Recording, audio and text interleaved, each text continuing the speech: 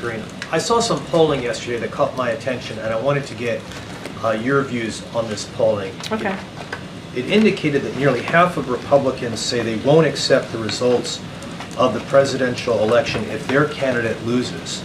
Nearly a quarter of Democrats won't accept the results of the presidential election if their candidate loses.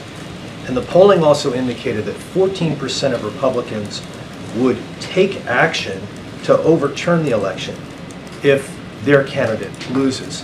What's your reaction to that? Is that concerning that there seems to be such distrust with the election system to get these types of results? So here's what I will say, and I have not seen that polling, so I don't want to speak directly to the polling, but more broadly, and you've heard the president say this, it is important, and it is important that it shouldn't matter if you win or lose.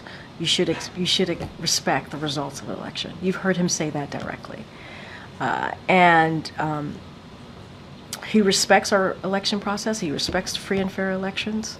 It doesn't matter. It doesn't matter what side of the aisle you sit in or you believe in. It is important that we respect this process. Peaceful transfer of power is incredibly important. Respecting the results of the election, it is incredibly important.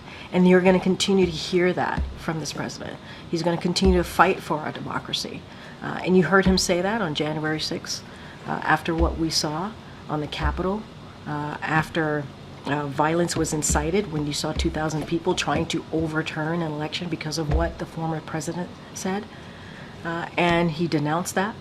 And it wasn't just, you just didn't hear that from a Democratic elect president. You heard that from the judges who more than 60 of them were Republican judges who said it was indeed a free and fair election. And so he believes, as a leader, as the president of the United States, it is important to be very clear in protecting our democracy and fighting for our democracy. And you've heard him say this.